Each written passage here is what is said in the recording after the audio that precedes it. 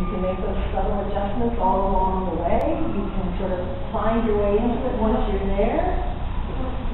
So maybe when you're hanging over, your feet want to be further apart, and then when you come up into alignment, they want to come in and under you a little bit, or the reverse of that.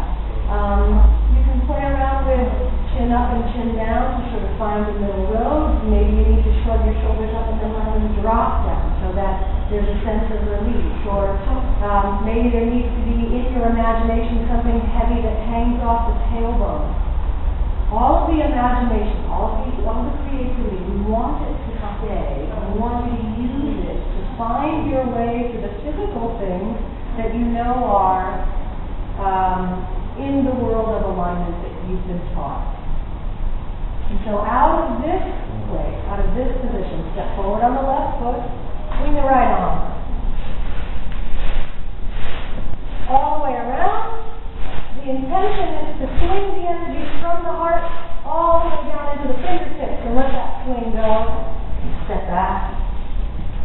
And then step forward on your right foot. Swing the left arm. All the way around. Tossing all the energy from the torso out the fingertips. And let it go. Step back. Give yourself a big hug.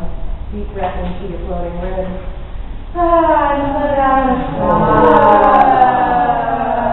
get into our circle.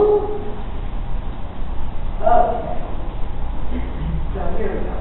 And that's it. And let the hands stop. Roll up the spine.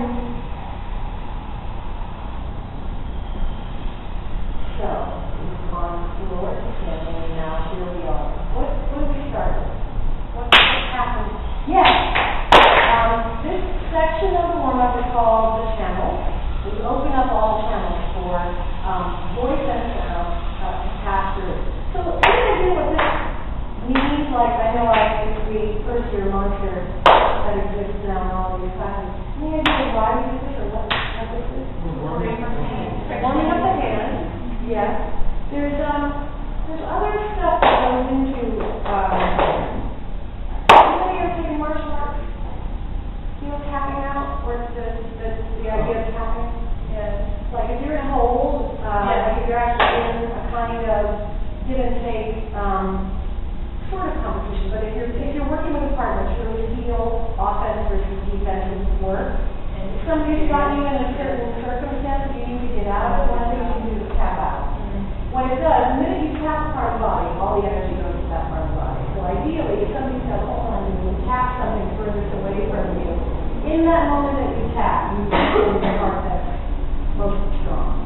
So there's this sense of focusing energy with percussion or tapping or massage therapy would be encouraging muscles through touch to behave a certain way. This means bring all the energy here. And it awakens all the nerves in the hands, and it warms them up and sends energy too. So we do this to bring physical focus here, so that this then can tell this to let go. And we leave thought out of the equation. So we don't do this unconsciously, but the consciousness is really about the awareness of that these know how to talk to this. These know how to respond to this. You don't have to do it. So you bring it up to the scalp, move your wing around a little bit, talking to the muscles on your face and your head, passing through the big muscles in the face that can help open it up a little bit. And the first channel is what? Where are we going in this? Where are we going to grab? The jaw. So there's the first channel. Nice, easy, steady. Quick breath. And then we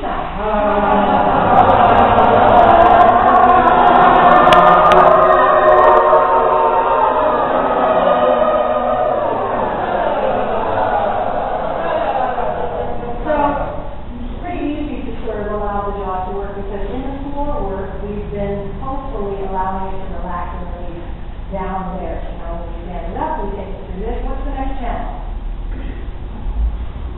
Tongue, yes. What do we do first? With it, yeah. So we're essentially going to work the whole tongue from tip to back, from tip to root. So we stick the tip of the tongue way out, and we point it, we flatten it, we point it, we flatten it, and bunch it up, curl it up like a taco, and then any other part you're reaching out in there, just to manipulate it, you know, sort of move it around. It's one of the strongest muscles in the body relative to the side. Good. So then we stick it straight out and reach it to the left. Instead of just placing it on the left side of your mouth, reach so that there's a stretch back there. And then reach it to the right. And then reach it up. Reach it down all the way around. And then let it fall back into your mouth. And between the teeth and the inside of your cheek, lift in the other direction. Tip of the tongue again to the lower ridge. Now we arch the body of the tongue out here, the middle part of the tongue arching out, which gives a stretch to the back. This is to make a gag. So you might have to back off the stretch a little bit. Gag reflex is really normal, but it's not very comfortable. So you can back off a little bit. And so we also bring that into the shaped cup, which we all know, without pulling the tip of the tongue back. And then we pull it in and out. Upward and feeling a bit. Back into alignment.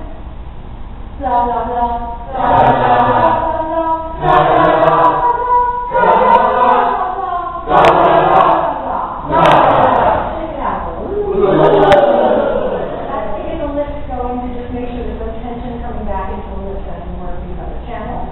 So now, tip of the tongue to the top lip, front of the top teeth, base of the top teeth, behind the top teeth, alveolar donor, post-alveolar, click. Back of the tongue and the velum in this relationship with each other, and should be massaged, take it right into the horizontal nose. So now while we're back there, what do we take it right into? Do you remember? What's the next thing we start working on?